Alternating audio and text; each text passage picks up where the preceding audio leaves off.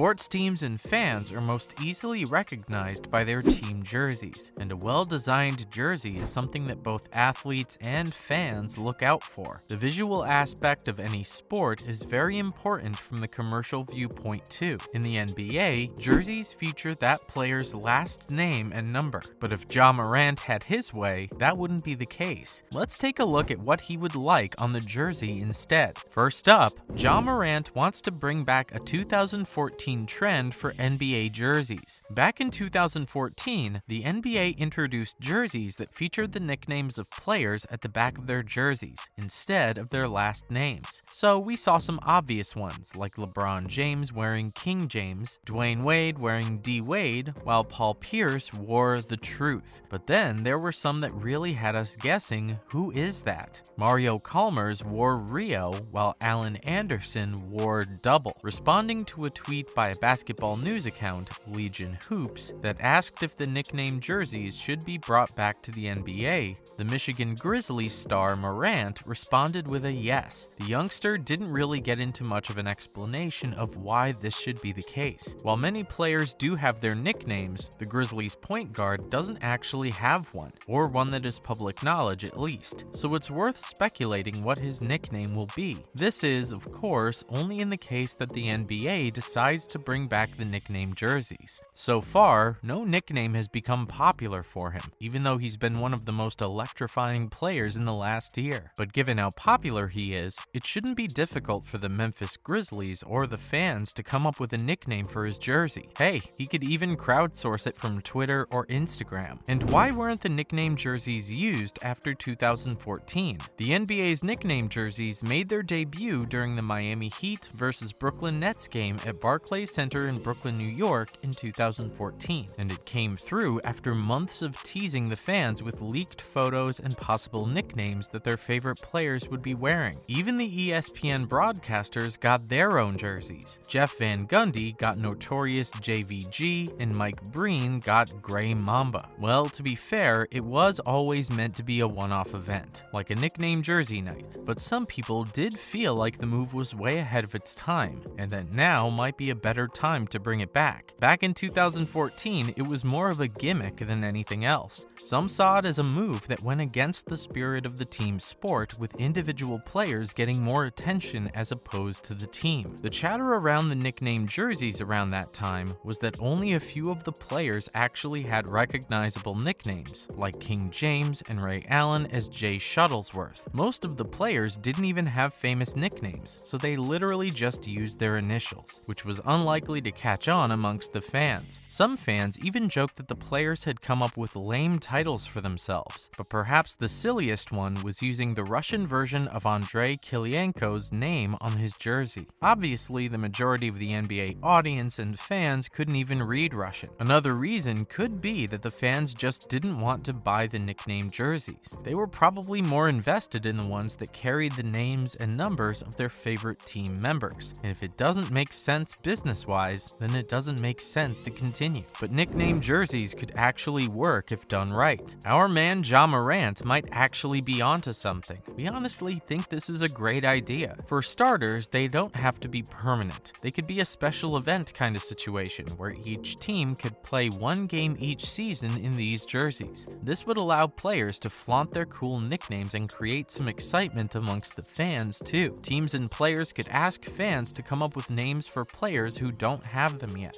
This could be an opportunity for the fans to interact more closely with the team and players that they support. Imagine the kind of interaction it would drive on social media. Also, let's not forget that the NBA is a business. It's got to make money. If done right, nickname jerseys might actually be a really great move to improve jersey sales. They could serve as novelty memorabilia items. They do have the St. Patrick's Day and Knock Latina jerseys. Those products capitalize on a popular but unrelated holiday and a specific type of fan. In fact, the nickname jerseys are more in keeping with the history of the NBA and basketball itself. It's actually a fantastic marketing ploy that celebrates something great about the game and keeps things fun and interactive. Let's not forget that basketball superstars have had iconic nicknames for a long time. Remember Irvin Magic Johnson and Earl the Pearl Monroe? These names are still remembered because basketball is a game that actually shines the light on individual players more than any other team sport. And come to think of it, it's an intimate spectator sport. The players aren't wearing bulky equipment, and there are no barriers between the spectators and the players, so the faces of star NBA players are just as recognizable as their team logos. So why not capitalize on these elements and bring back those nickname jerseys? And now, let's take a look at other news from the NBA. Paolo Banchero is finalizing an endorsement deal with Jordan Brand. The shoe and athletic wear brand, owned and created by one of the greatest basketball players of all time, Michael Jordan, is all set to sign up Banchero to its roster. The ACC Rookie of the Year averaged 17.2 points, 7.8 rebounds, 3.2 assists, and 1.1 steals in his lone season at Duke, and averaged 20 points, 6 assists, and 5 rebounds over 2 games at Las Vegas Summer League. The 19-year-old was the #1 overall pick for the 2020 NBA Draft. With this endorsement deal, he will be joining a very impressive list of basketball stars signed to Jordan Brand, including Luka Doncic, Bam Adebayo, Bradley Beal, and Carmelo Anthony. He's been playing in the Air Jordan 36 and Zion 2 this past summer. Meanwhile, James Harden has signed a deal worth almost $69 million to stay on with the Philadelphia 76ers, and this is when he had the option to make more, but he chose to stay on with his team. The Beard has officially signed a 2-year contract with the team. He will be earning $14.5 million less than he would have earned under his last deal. He will make about $33 million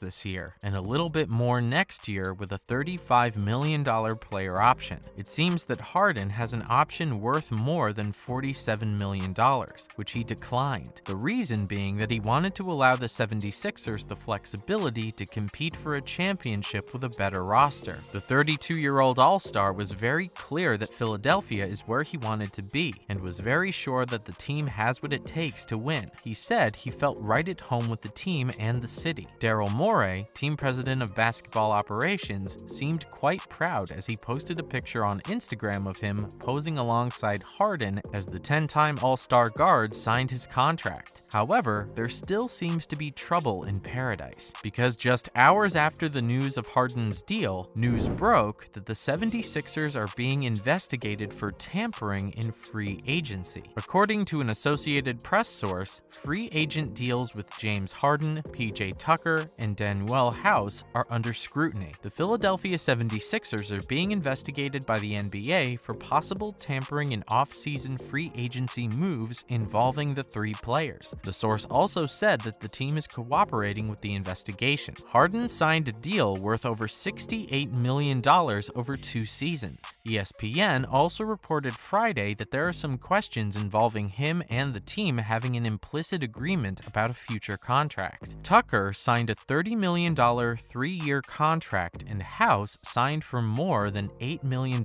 over 2 years. The Sixers were able to afford to sign Tucker and House simply because Harden declined his option. If he had opted in before the June 30th deadline, Philadelphia would have had a much more difficult time in finding the financial pathways needed to lure in the free agents. The NBA has put into place much stiffer penalties for tampering in 2019. They even stripped a draft pick from both the Chicago Bulls for early contact with Lonzo Ball. This also happened with the Miami Heat for doing the same thing with Kyle Lowry in the summer of 2021. We're going to be waiting and watching to see how this pans out for the Philadelphia 76ers and the players involved. That's a wrap for this video. What nickname would you like to see on Ja Morant's NBA jersey? Let us know in the comments below. Make sure to give this video a thumbs up and subscribe to our channel for more videos like this. See you in the next one.